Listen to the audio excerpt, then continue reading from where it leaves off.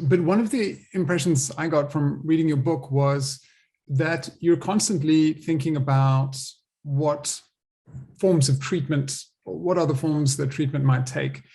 And one question I do remember you being asked once before in a talk, and I kind of want to ask it again, is you've got expertise and experience in thinking about the role of dreams and working with dreams in psychosis. And I know it's a big topic, but I wondered if you had any ideas or thoughts you might want to share with us about that, about the usefulness of working with dreams when people are experiencing psychosis.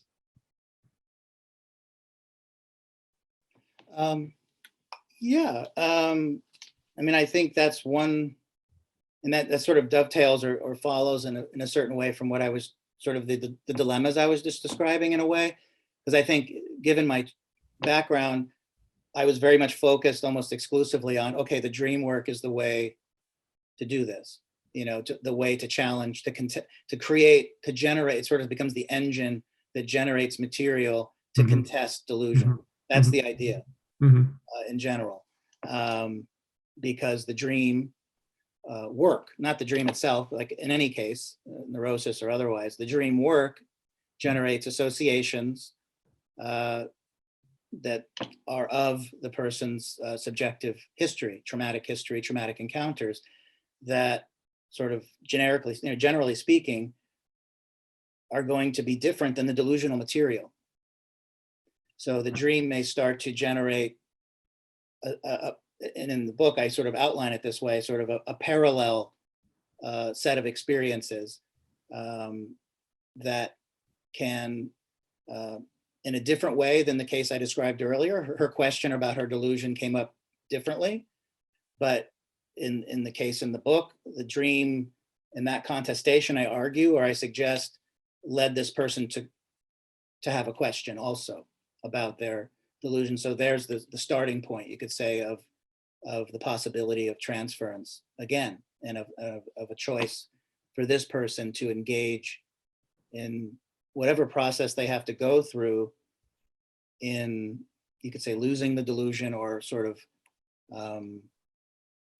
things being transformed in a way so that the psychosis isn't all encompassing.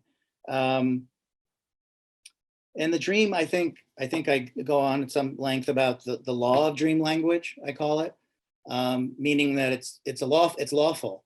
The delusion is, there's a kind of unlawfulness about it insofar as it's not lacking. There is a logic and a structure, but it's unlawful. And the dream is lawful. Again, going back to Freud's notion of the navel of the dream, there's a lack. There's a point at which that he calls it, it's the unplumbable point or something like that. You cannot, it's sort of nothing is a lack, is a hole. And that's why, I think I suggest that's why the dream is important, because it's lawful. It creates the law, in a sense, the lacking law is sort of functioning such that you would think inevitably it would raise a question or a problem for a kind of delusional structure, a totalizing structure.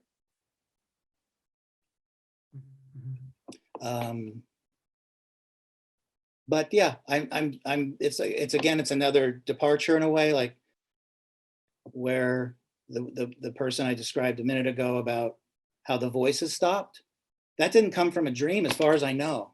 I mean, who knows what she's dreaming and not talking about? I mean, you can't ever know that. But there was no dream work going on in the case.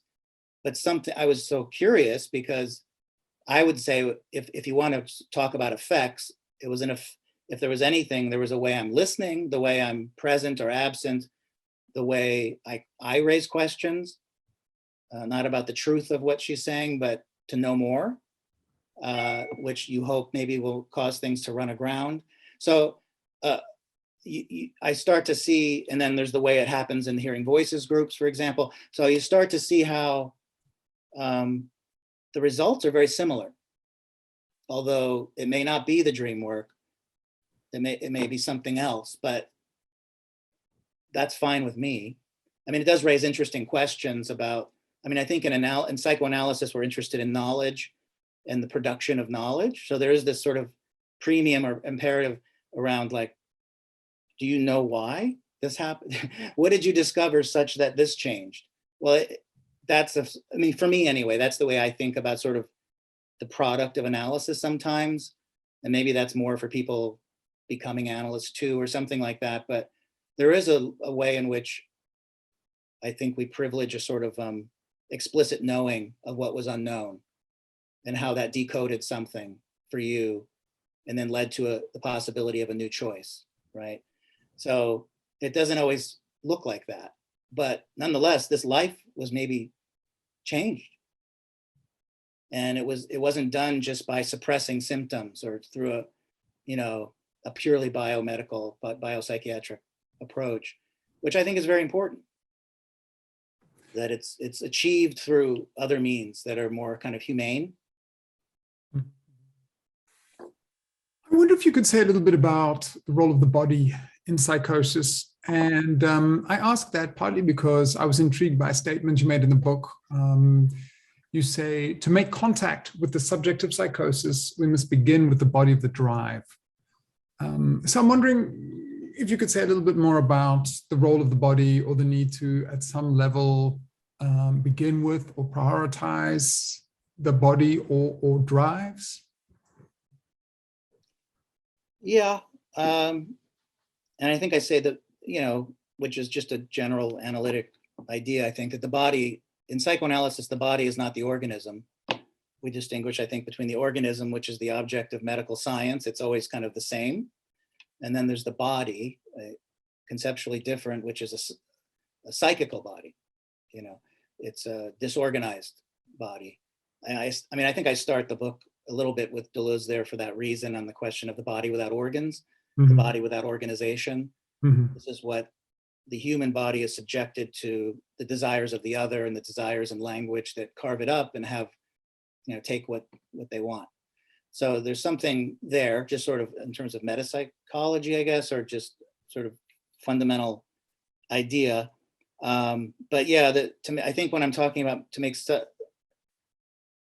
there's sort of the whole chapter on the body of the psychotic. Well, I mean, I think,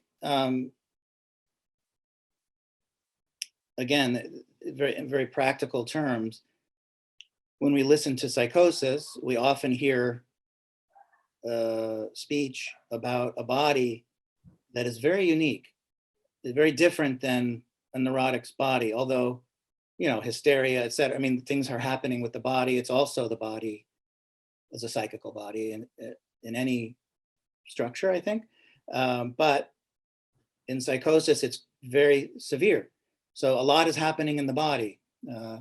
There are internal objects in the body. So maybe we have someone who, so I know there's a question of the subject, right?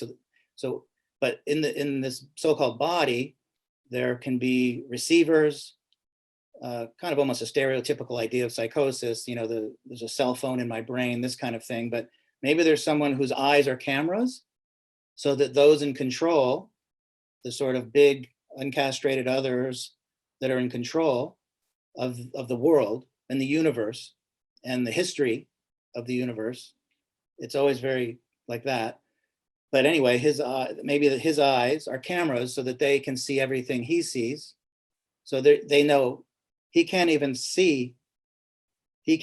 have his own point of view. He can't see anything without them seeing it. So therein lies the position of that subject. So I guess in a sense, that's what I mean by making contact with the subject. We have to listen to that. If they're talking about it, there's a discourse about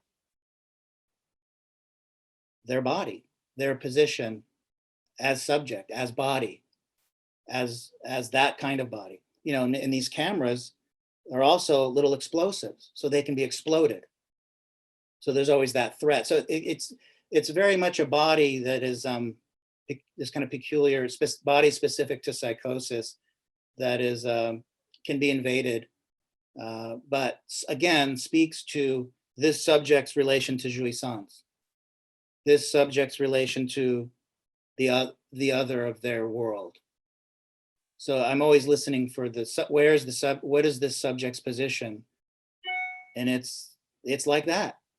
I mean, this is also a subject that knows a lot, that's extremely important in this universe. He's the most expensive of this model. I'm just parroting. So it's not only, I mean, in psychosis, there's always the position of the abused object, but then there's always this sort of resistance. Annie Rogers calls it the resistance, but you can call it the mission, where the subject gains some agency by way of being elected to the best, or the one that has to achieve X to save that, or to make this happen. Or maybe you're just the one who's being chased the most, or the most expensive. So anyway, I think getting a sense of the body through their speech is a way that the subject is speaking in some way, and the position of the subject. So that's what I mean. The Hearing Voices Network has been kind of an inspiration for you. You know, one gets a sense that you've learned a lot from it. Yeah. And I suppose the question then is, what can psychoanalysis learn from the Hearing Voices Network? How can a Lacanian approach to psychosis learn from the Hearing Voices Network? And how did they inform your research and practice? I know you've spoken a little bit about that, but I'm guessing there's still more to say. Yeah, I think I started to speak a little bit about that just a minute ago, just about, I guess, one, that the kind of change, the kind of hope and change and outcomes that maybe we are hoping for through our analytic approach can happen in other ways.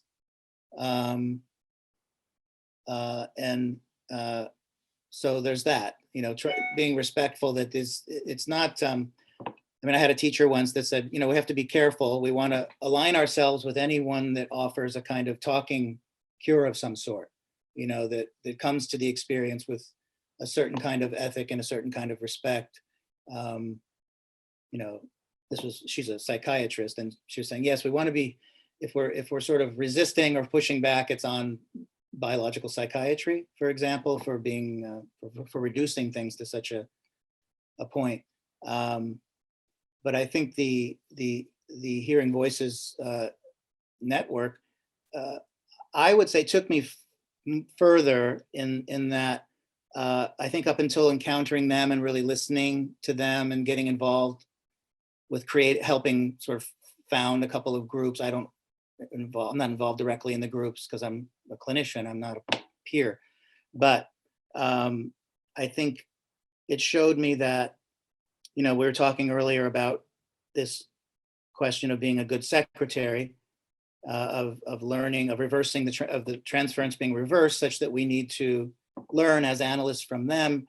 I always took that as sort of pertaining only to that very beginning phase in a way, and that maybe the treatment was then up to us. I mean, I didn't really think about it in such a flat, basic way, but I think I was sort of stuck there. And I think in following, say, Cindy's, in the book, the person I interview, who's a teacher and a group facilitator and a person with lived experience, you know, following her, listening to others about what I would say is a kind of treatment happening there.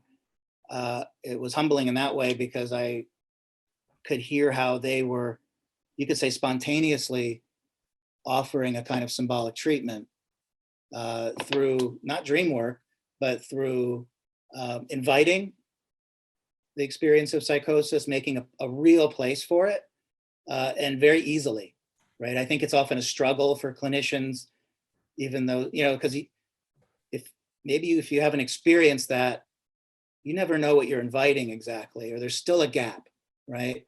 But I think it's automatic, and it's different in so many ways, but not unlike, say, groups that work with addiction, you know, like AA or NA, where it's very much, you know, because you know. And so you're inviting something that's already there. Mm-hmm. You know, there's no fear, mm-hmm. which is why I focus so much on fear, because I think fear is driving a lot of kind of punitive responses to psychosis and other things. So it was very kind of it just gave me a lot to think about and consider in terms of being more open as a Lacanian clinician to other routes, to very similar outcomes. You know, if the point is to live a life in the world, and to have relationships that you want, that are meaningful and have purpose, that's the point. Not whether it was Lacanian or not. Yeah. So I just think it's, I wanted other people, not that they already, a lot of people already know about these, but, you know, I did put it in terms of treatment, which I say, I kind of frame in the book. That's not their goal. They don't talk about treatment. But you know, I think the way I'm trying to talk about treatment is very much detached from the medical model. Treatment doesn't imply eradicating symptoms, or as I've already discussed. So I just think it's a very, for example, that is a very, some powerful lessons there. You know, yeah, I think we always have to be extremely careful and cautious about imposing any idea of wellness that's not in time with them, you know. So I guess those are the thoughts that come to mind. It's very interesting. It's so humble. I mean, this work with it's very modest what we're doing. So, you know, but there's some good things happening. Great. Well, thank you very much. It was really a pleasure to spend some time with you and to be able to get some responses to those questions. And maybe just in closing, I would just recommend so strongly that anyone who's listening to this maybe follow up some of the questions and discussion by getting hold of Bret's book. I mean, as far as I'm concerned, it's an essential reference text in thinking about working with extreme states, psychosis, certainly from a Lacanian standpoint and beyond that as well. So thanks again, Bret. Thanks, Derek.